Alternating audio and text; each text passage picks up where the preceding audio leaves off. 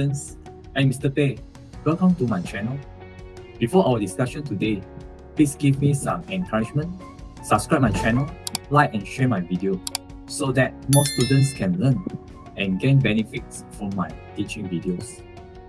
In today's video, I would like to discuss with you Section A of the trial STPM Chemistry Semester 1 paper in my school. That is KTE, TUN FATIMAH Melaka. You may download this trial paper at the description of this video and learn together with me, Mr. Pei here. Without further ado, let's get started.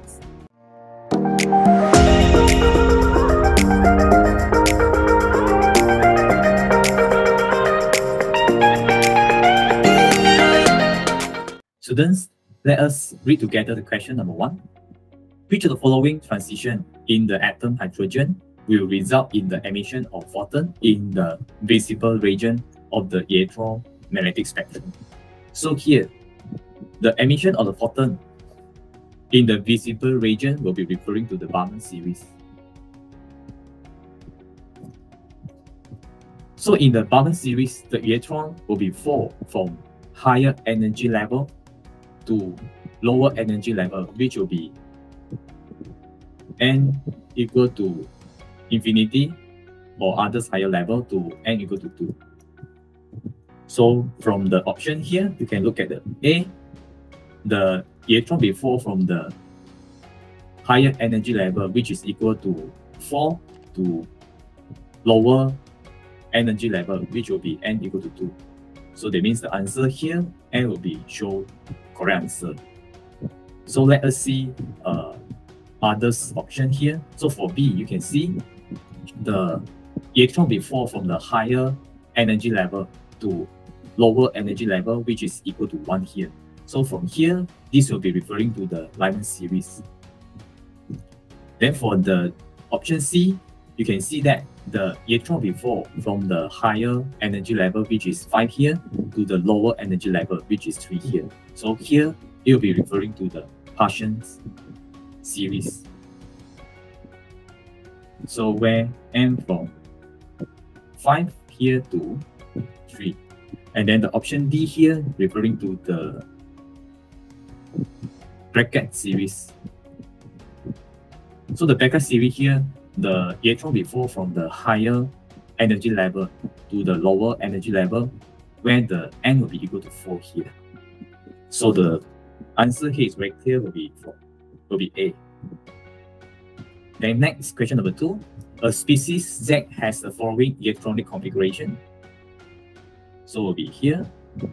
Z could be which one here? We have 1, 2, 3, 4 here. So firstly, you have to identify the electronic configuration here referring to which elements or ion here. So here we can see here is a 1s2, 2s2, 2p6, 3s2, and 3p4. And then total up, we have about 16 electrons. Okay, so now we can identify which element or ion here will have the same numbers of electrons with this electronic configuration. So for the first one, the chlorine, if you check the periodic table, so the numbers of proton here will be 17 to form positive ion. So that means it will be release 1 electron. So that means it will be 17 minus 1 will be 16. So the first option here is actually correct already. And then the second, the sulfur, if you're referring to the periodic table also, so it will be also have proton numbers of 16. So it will be also same as the electronic configuration given here.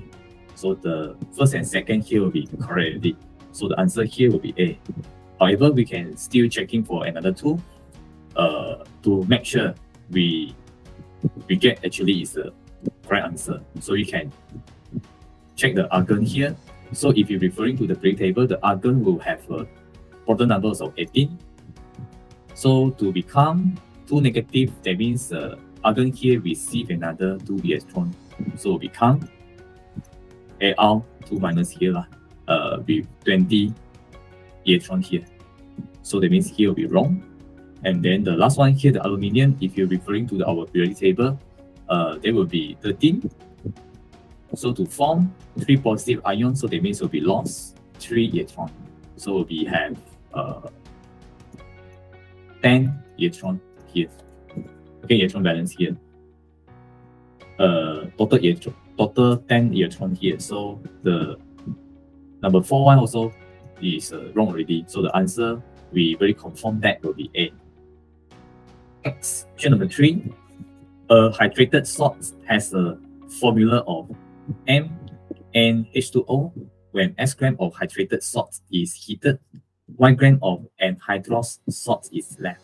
The value of N in the formula is. So that means we need to find out what is the value for N. And the question given us that the relative molecule mass for N will be mR. So the terms of the hydrated salts is actually referring to a salt molecule which is bonded with a water molecule. So you can see the salt N is bonded with water. Here, the 1 mole of N will be bonded with N mole of the water here. And then the second terms here, the anhydrous salts will be referring to a compound in which all water molecules are removed. So that means for the hydrated salt here, referring to N. And the anhydrated salt will be referring to N.H2O. And the question given us that the hydrated salts, the mass given here will be S. So that means here will be S gram. And then for the salts here will be Y gram. And the question given us that the relative molecule mass for M will be mR. So we can, from the information here, we know that the numbers of mole for M will be mass Y divided by is reactive molecular mass here, mR. And the water mass of the water here will be S minus Y. So that the numbers of mole of water will be mass divided by water's reactive molecular mass H2O. So H will be 1 times 2 and O will be 16. So total we get 18. So just now from the formula we know that the 1 mole of the M will be combined with N mole of water. So how about Y over mR mole of N with S minus Y over 18 mole of water. So that means here 1 mole M will be have NH2O. And then for Y over mR mole of M, there will be 4 S minus Y over 18 mole water. Okay, so from here we can do ratio like this.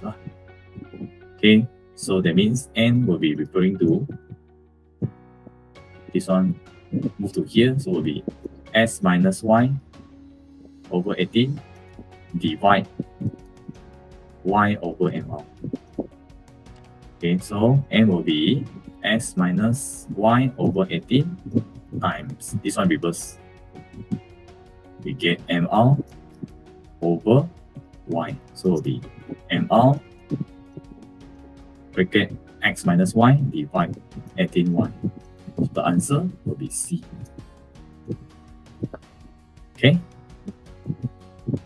Okay, so the next question, number 4, the unit cell of an element M is shown below.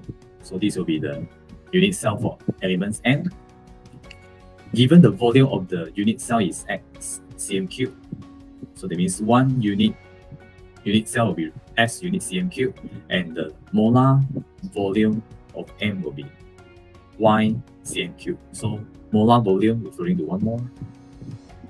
So what is the value of the Avogadro constant here? So that means here, you need to find out the numbers of electron in 1 mole of element M. Okay, so we need to find out actually there is how many atoms in 1 unit of the 1 unit cell of M here. So here you can see that here we have 8 corner of atom here.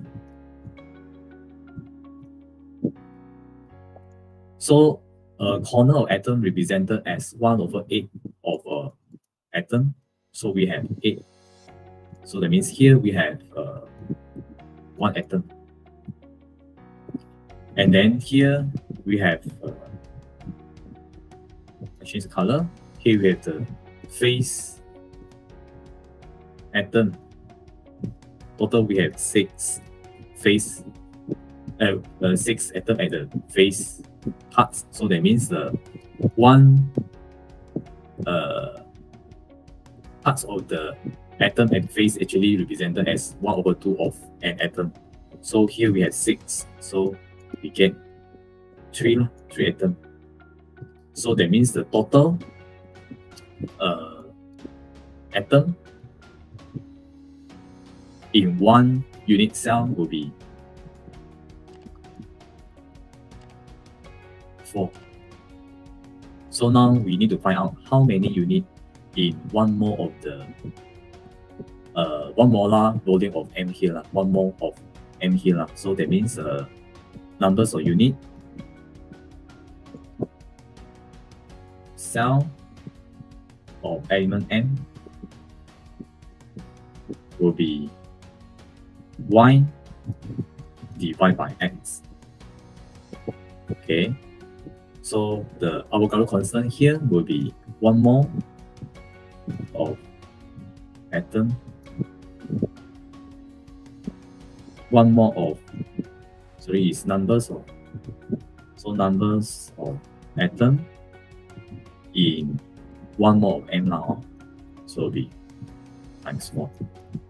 So the answer here will be D. Okay, so the next question, number 5. Okay, I change the color to red first. Okay, so let us read the question together. VCM cube of gaseous mixture contains 8.0 gram of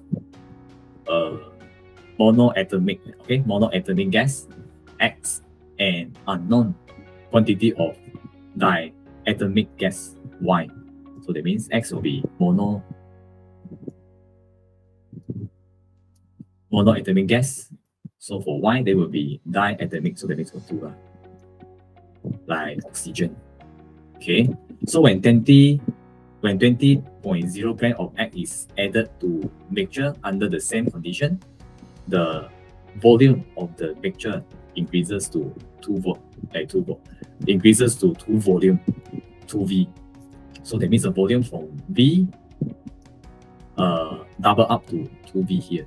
So calculate the mass of Y in the mixture. Okay, so that means initially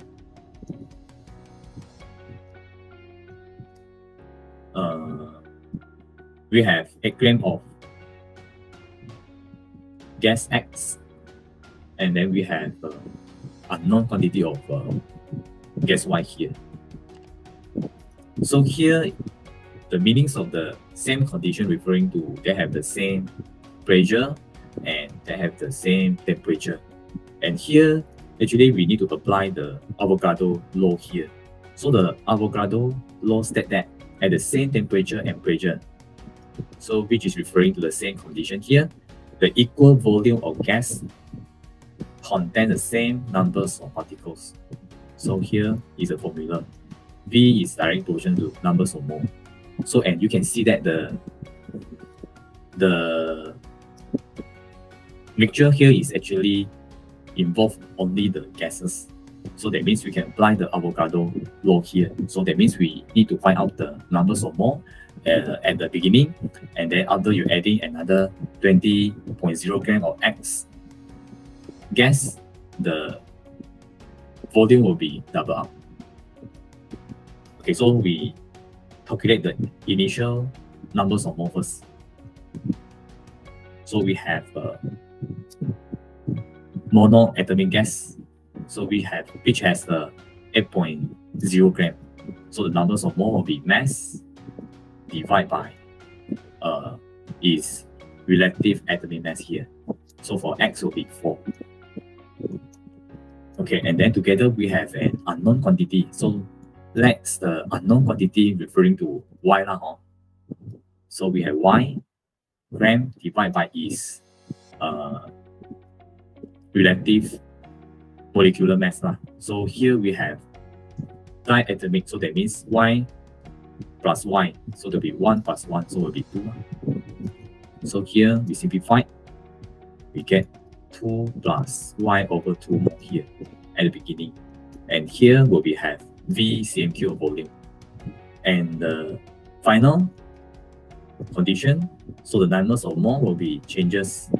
Okay, so we have adding another 20.0 gram of X here, so 20.0 divide is relative atomic mass here given by 4. So adding the beginning numbers of mole will be 2 plus Y over 2. So we simplify, so we get 7 plus 2 plus Y over 2. So will be 5 plus 2, 7. Here is 5. So 7 plus Y over 2. So here the volume will be increased double to become 2V, which is given by the question here. So from here, 1, 2, equation 1 and equation 2. So we can divide 2 divide 1. So 7 plus Y over 2 divide 2 plus Y over 2 equal to 2V divide V. Okay, so we need to find out the value of Y here actually. So we cancel out the V, then here we move here. On this time we move to another side, become 7 plus Y over 2 equal to equal to 2 times 2 plus Y over 2. So we get 7 plus Y over 2 equal, here will be 4, here will be Y lah. We cancel out the 2. So and then we move the number together and the unknown together. Okay, so here Y minus Y over 2. Here move to here. 7 minus 4. So we get 1 over 2 Y equal to 3. So Y equal to 3 times 2, we get 6. So the answer will be D lah. Okay. So the next question, number 6. The valence shell electronic configuration of 2 elements X and Y are respectively NS2, MP3 and NS2, MP5 here. Which of the following represent the formula and type of compound formed between X and Y? Okay, so from the configuration, electronic configuration here, we very clear that NS2, MP3 will be referring to group 15, and then for the NS2, MP5 will be referring to the group 17. Okay. So both of this group will be non-metallic elements. So the covalent bond will be formed between of 2 non-metallic elements here. So that means the B and C will be out already because here is referring to ion. As per explanation just now, so both group 15 and group 17, which is non-metallic elements, will be combined and formed with using the covalent bond here. Okay, then the next here, the group 15, we have example of actually we can give like phosphorus, and then here will be example with chlorine. Okay, so that means the phosphorus require another 3 electron valence to form a stable object configuration. Okay, so we get from chlorine. So chlorine only needs 1 electron to form stable object configuration. So that means here, phosphorus will be combined with another 3 Cl. Okay, so the answer here will be very clear. D, XY3 and covalent. Okay, for the next question, number 7. Hydrogen react with oxygen in the presence of platinum catalyst to form water. So the equation will be like this now. Hydrogen react with oxygen to form water here. Which of the following statement is true regarding this reaction? So here the reaction is actually exothermic reaction with the value of X kilojoule. Okay. So A, in the absence of platinum, no reaction will take place. So for this, firstly, we need to know the role of the catalyst here. So the catalyst is actually a substance that alter the rate of the reaction without itself undergoing chemical changes at the end of the reaction. So that means itself, the catalyst is not involved in the reaction. Okay. And then the second, from this figure, you can see that the path of the blue color one, okay, is actually the reaction without the catalyst. So you can see the activation energy here is very high. So that means the reaction will be very, very slow. Okay, and then you can look at the red color path is actually the activation energy with catalyst. So the activation energy is reduced. So that means that the reaction will be increased with the presence of the catalyst.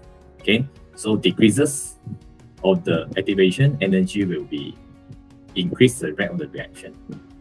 And then there is another important knowledge you need to understand here. The presence of catalyst is actually does not change the enthalpy of reaction, which is the X here. Okay, so because the enthalpy of reaction is only depends on the difference in energy level of the reactants and the products. So that is referring to this line, this energy level of reactants and this energy level of the products. So you can see both of the path, which is without catalyst and catalyst, the level of energy for the reactants and the product is actually remain the same. So that means the enthalpy change here for both reaction with catalyst and without catalyst is actually will be unchanged. Okay, so the first option with the absence of the platinum, no reaction will take place. So wrong. Actually, the reaction will be also take place, just will be slowly. Okay, so the statement A will be wrong already. And then the B, in the absence of platinum, the enthalpy H will be less than negative X kilojoule. So also wrong already. As per explanation just now, the enthalpy H will be only depends on the energy level for reactants and products. And both of the energy level for reactants for product will be unchanged in both without catalyst and catalyst. So that means here, with catalyst, the enthalpy H actually will be remain the same. So we also wrong already. So C, in the absence of platinum, the rate will be slower and the enthalpy H will still minus X kilojoule. So this statement is correct because with the catalyst, the reaction rate will be increased. Then without catalyst, so the reaction will be very slow. So the answer will be C. Okay, then the D, in the absence of platinum and equilibrium between hydrogen, oxygen, and water will be established. So this one is not relevant. So the answer is C. Okay, so now we go to question number 8. The alum, here this is the potassium, aluminium sulfate, okay, is used in the purification of water. The precipitation of the aluminium hydroxide help to eliminate suspended particles in water. At what pH will precipitation of aluminium hydroxide begins if 3.30 kg of the alum is dissolved in the 5,000 dm³ water? So the question gives the relative atomic mass for the alum will be 475 4, and the KSP will be 3.7 times 10 power negative 15. Okay, so here, from the formula here, you can see the one more alum will be formed, one more of the aluminum ion here. Okay, which will be help in the eliminate the suspended particles in water. Okay, so the question given us the mass for the alum and the relative molecular mass, which is equal to 474, which is dissolved in the 5000 cm3. So from here, we can get numbers of mole of alum dissolved in 5000 cm3 water here. So it will be 3.30 times 10 power 3. We need to change to gram. Divide by 474. Okay, so let me referring the value I already calculate. Okay, it will be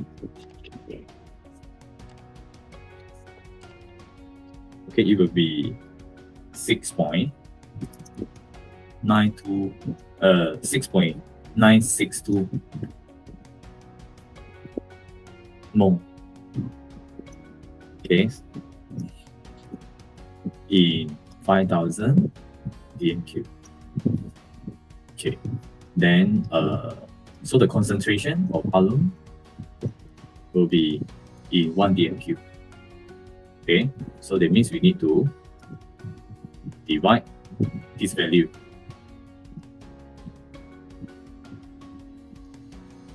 with 5000.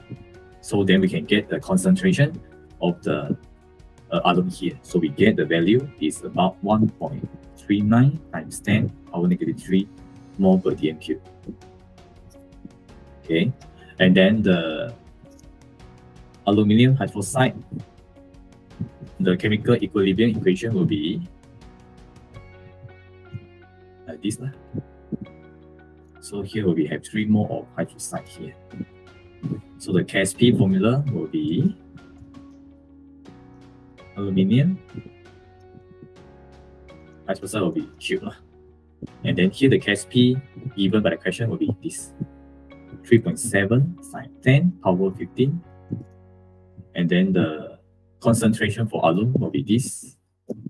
As per mentioned just now, 1 mole of alum will produce also 1 mole of the aluminum ion here. So that means the concentration will be the same. 1.39 times 10 power negative 3 OH minus Q. So the concentration of the hydroxide will be 3.7 times 10 power 15 and then Q root. Okay, so I get the value also about 1.39 times 10 power negative 4. Okay, so the pH value here, so we can find the pHO value here first, which is the log of this value. So we get, which is about 4.86. So the pH value will be 14 minus 4.86 will be about 10.14. So the answer here will be D. Okay. Okay, so we go to our next question, number 9. The following data refer to the reaction of NO with oxygen and form NO2. Okay, so this is the concentration for NO and the concentration of the oxygen, and this is the reaction rate here with the concentration given. Okay, so the rate equation for the reaction will be which one? So firstly, we need to form a general rate equation here. So we K, and then the reactants here will be NO, and the power we're not sure. We put X. And then here the oxygen will be Y. Okay, so this is a general equation. Okay, so from the first reaction, Okay, the first reaction will be have the same value of the oxygen, concentration of oxygen. So we just substitute for the first one. We choose R1 and R2 now. So the first R1, so the reaction will be 1. Concentration will be 1.0. And then oxygen concentration 0.5. This one will be 1. This is first equation. And then for the reaction 2, the relative initial rate will be 4.0 now. Concentration of the NO will be 2.0. And then the oxygen will be 0.5. Y. Okay, so here you can using 1 divide 2 now. So 1 over 4. That's 1.05 power Y. Here 2.0 power X. 0.5 power Y. So we cancel out. Okay. Then we cancel out here. So we left 1.0x divide 2.0x. So we can simplify it, become like this. X. So from here, we know that the value X will be 2. Okay, so X will be 2. So that means here we need to find what's the value Y also. Okay, so from here, how about Y? So we can choose equation R2 and R3, where the NO have the same concentration. Okay, so from R2, just now we get already from here, it is. So we just do another equation, R3 here. So it will be 8.0, K 2.0, power X, and Y is 1.0, power Y. So this will be the equation. So we can using equation R2 and R3 here. So we can just divide 2 divide 3. 2 will be 4.0 divide 8.0. Then here K power 2.0 X 0.5 power Y divide equation 3 here K 2.0 X and then 1.0 Y. So we simplify. Here will be 1 over 2. So we cancel out K, cancel out here. So we get 1 over 2 equal to 0.5, actually referring to 1 over 2 divided by 1. So that means also 1 over 2 power Y.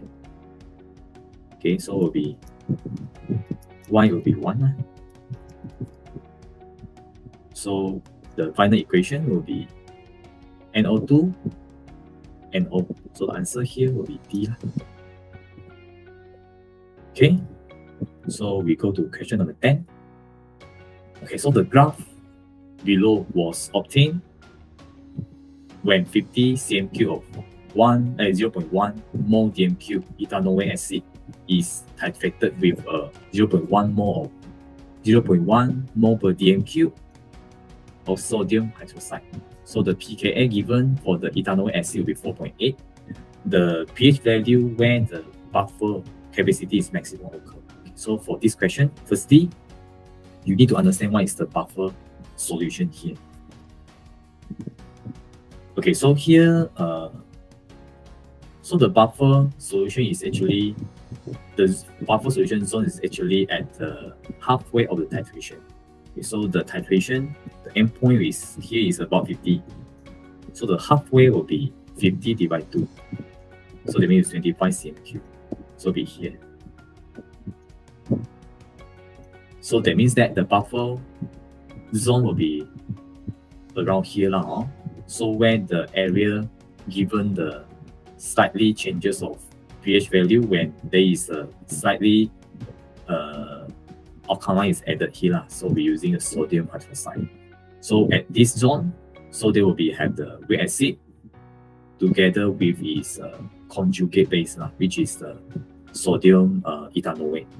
Okay, so when here the question referring to the maximum capacity for the buffer solution, so that means here actually referring to the halfway titration area here. So here actually is here we can get the value here. So you can see it's actually have the same, almost same value as 4.8 actually. Okay, so if we using the formula to get the pH value. Okay, so the pH value, the formula related will be pH equal to pKa plus log of concentration of salt, which is the conjugate, and the acid here. And at the maximum capacity of the buffer solution, so the concentration of salt will be equal to SCK. So our salt will be sodium ethanoate, and then the acid will be ethanoate acid here. So since both will be have the same value, so this value here will become 0. So the pH value will be equal to pKa, okay, which is 4.8. Okay, so this is meanings of the capacity of buffer solution at the maximum, when maximum is occur here. So for the at the end point of the titration, the pH value is 7. Okay, so this actually is wrong idea. We know that the pH value will be 4.8. Okay, and then some of the at the end point, the pH value here will be at the range 7 to 10. So it'll be about 9 here. Okay, so here is wrong already. And then the B, when the pH equal to pKa, that is at pH equal to 4.8. So as I explained just now, so the pH value where the buffer capacity is maximum referring to pH equal to pKa, where the concentration for the conjugate base and the acid will be the same. So the answer will be B. So the C, before the additional of the any sodium hydroxide, the pH value will be 2.9. So here is correct, but this is not referring to what the question actually asking for. And then the D, this after 10 cm3, the pH value will be 4.2. So it's actually almost, the statement is correct, but it's not referring to the what the question actually want to ask. So the answer here will be B. Okay, so we go to our next question here, the question 11. Water and iodine are two examples of simple covalent molecule. The data on temperature and pressure at the triple point for water and iodine are given in the table below. Okay, so here you can see the triple point of water and then the triple point of the iodine here. So it'll be, if you draw, it will be almost like this now.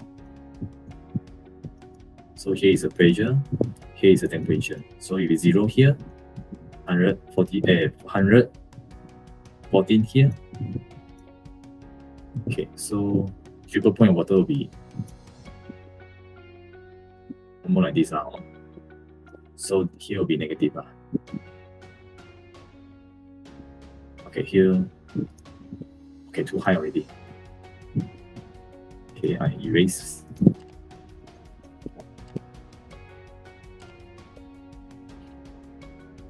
Okay, so 0.66 is about here now. So that means the water triple point will be here. Will be almost like this now. Solid, liquid, and gas. Okay, and then for the iodine will be at pressure of 12 will be here. Triple point will be here. Okay, here, and here will be positive now. Solid, liquid, and gas. Okay, so for first statement, water and iodine are solid at 0 degrees Celsius. So 0 degrees Celsius will be here. So water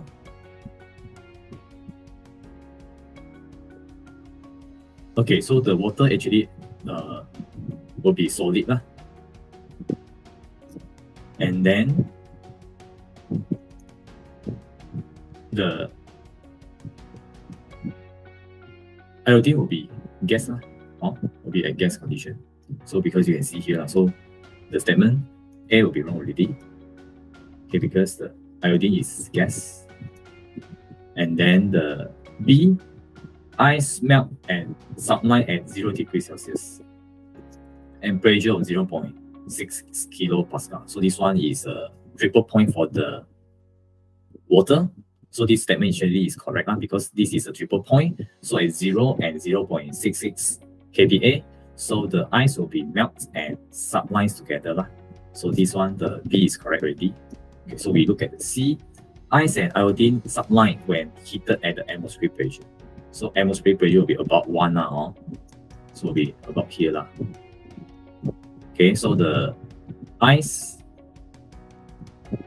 will be melted here because you can see at atmospheric pressure, the solid of the ice will be melted, become liquid. So not subline for water. Okay, so this statement will be wrong also. And then the D, solid iodine melts at temperature above 114. So the temperature is above 114. So be here with the pressure of 12. So from here you can see the iodines will be subline actually, not melt. So here this statement also wrong already. So the answer will be B. Okay, so we go to question number 12. A compound has the structure shown below. Okay, so what are the value of the bond angle X, Y, and Z here? So for X, so this is a ring. So the ring will be have double bond like this. Okay, so when we have a double bond, so that means we have, here is the carbon now. Carbon we have 4 electron balance, so we have 4 bond here. So one of the bond is actually pi bond. So another 3 will be sigma bond. So the so here will be have the sp2 lah.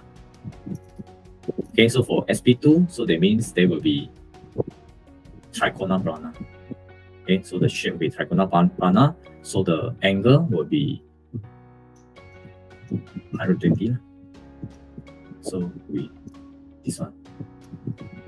Okay, so for the Y, so here you can see they have the 4 single bond. So we have 4 sigma bond. So we'll be referring to sp3.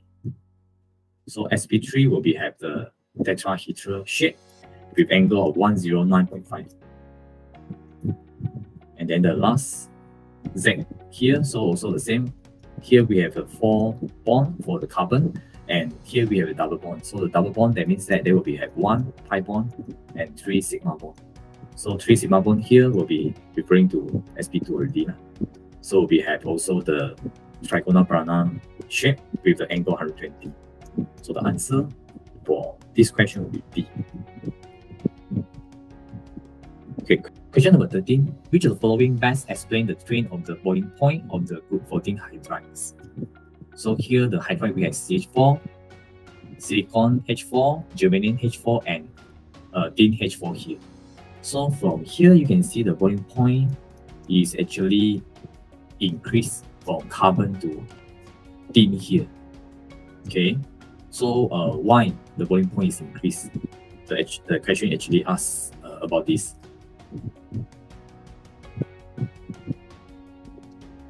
Okay, so the CH4 until the tin H4 here is actually they are similar. They are actually all is a simple covalent molecule here. So that means they are bonded with the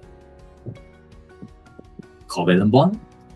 For example, CH4.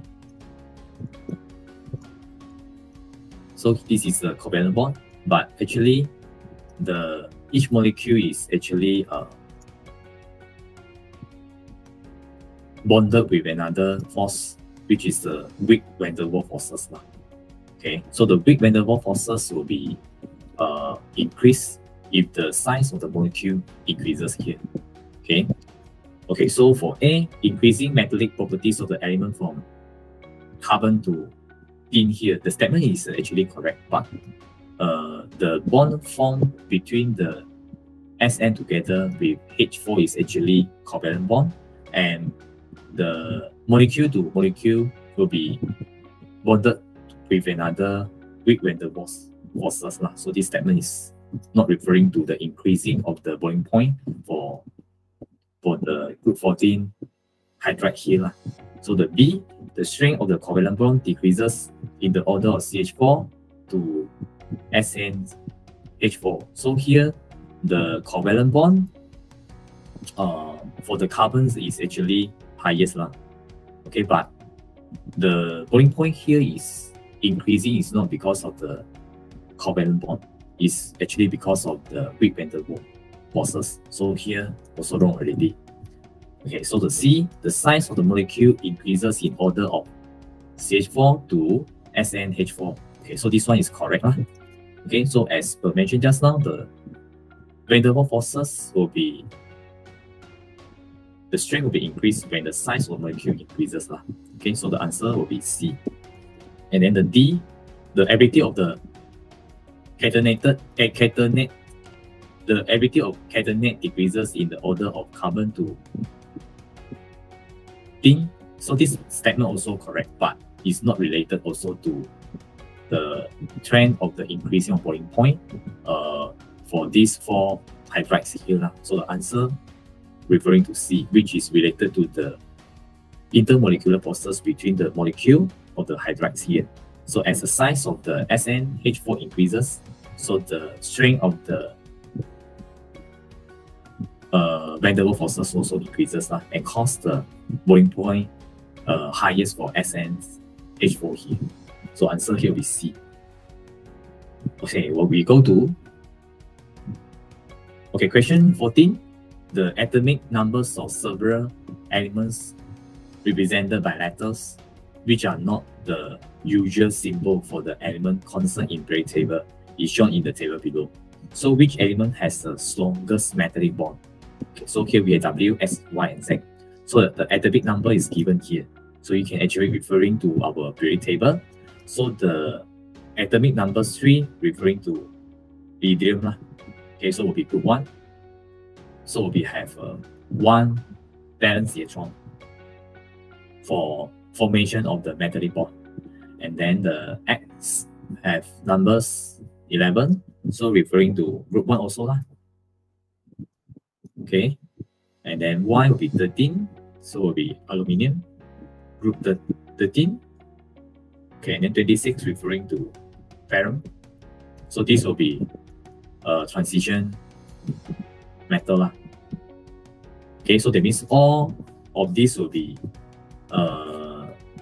metal. Okay, so which will be have a strongest metallic bond? So the strongest metallic bonds, that means they have the more valence electron take part to forming the metallic bond. Okay, so from explanation just now, W and X will be have only 1 valence electron for the formation of the metallic bond, and then Y will be group 13 will be 3 valence electron. So that means Y will be stronger than W and X, but will be weaker than Z because Z is a transition metal. So the transition metal then will be have make use of the d orbital electron evolving to form the metallic bond. So that means the transition metal, which is Z here, will be strongest because it providing more electron to form the metallic bond. So the answer here will be D. Okay, so we have go to our last question for section A in today's video. Okay, so let us read the question together first. The solubility product of magnesium carbonate is 4.00 times 10 power negative 5. What is the mass of the magnesium carbonate precipitated when 25.0 cm cube of the aqueous solution of 0.5 mole per dm cube of magnesium nitrate is added to 25.0 cm cube of an aqueous solution of 0.500 mole per dm cube of sodium carbonate.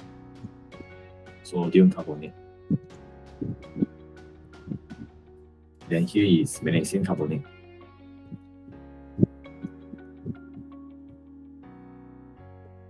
So this is a KSP value for magnesium carbonate. Okay, so that means the magnesium carbonate, here we have magnesium nitrate. Okay, so the magnesium carbonate, the magnesium come from magnesium nitrate, and then the carbonate come from the sodium carbonate. So from here, firstly,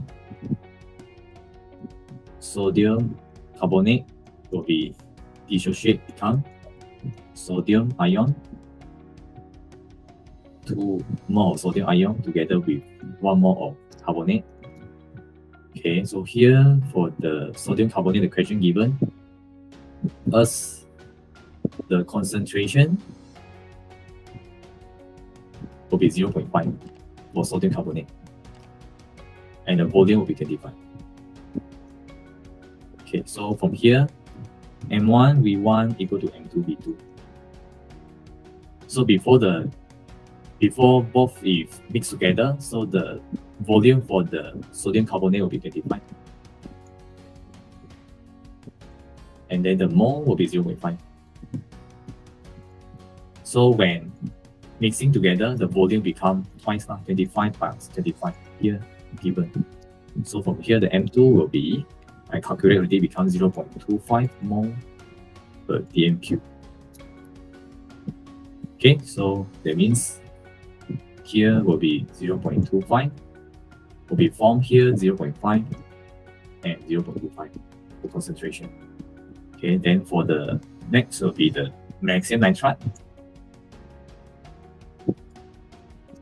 The equation will be 1 mole of magnesium and 1 mole of nitrate. Okay, sorry, 2 mole. Nitrate will be negative.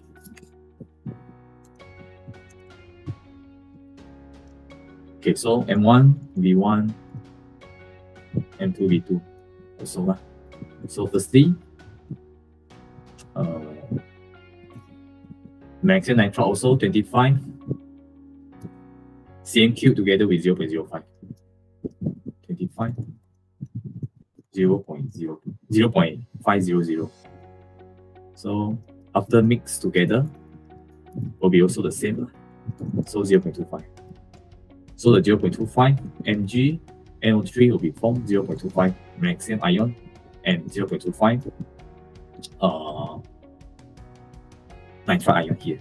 Okay, so for the magnesium carbonate, so magnesium will be 0.25 and then the carbonate will be 0.25.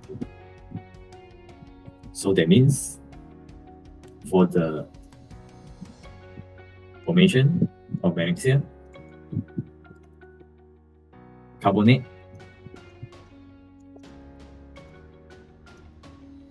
so the equation will be like this. Here 0.25 initial, the magnesium will be 0.25 and then the carbonate will be 0.25, and then initially there is no any magnesium carbonate form, and then at equilibrium condition, okay, so there will be have X concentration of magnesium carbonate form.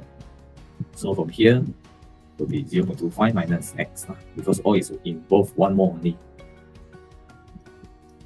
Okay, the question given us the KSP is equal to this. So the KSP here will be equal to magnesium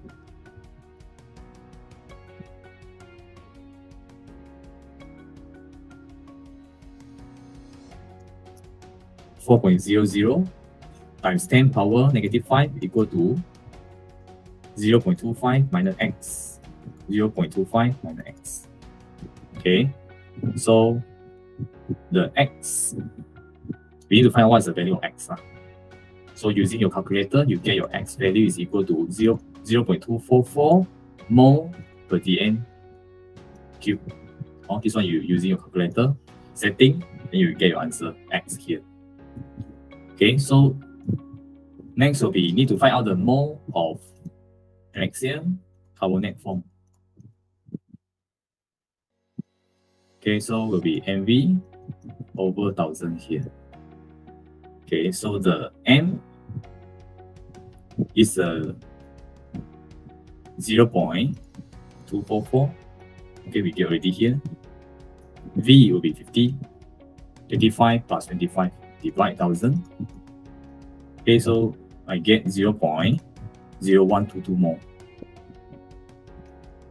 So the mass, which is asked by the question, will be equal to numbers of mole divided by the relative mass for the magnesium carbonate. So the question given already times 84.3. So you get 1.03 gram. Okay, so the answer will be C. Okay, that's all for my discussion today. I hope that my discussion today will be able to help you to more understand the question will be going to ask in your real STPM exam. Please give me some encouragement, subscribe my channel, like and share my video so that more students can learn and gain benefit from my teaching video. That's all for my discussion today. Bye bye.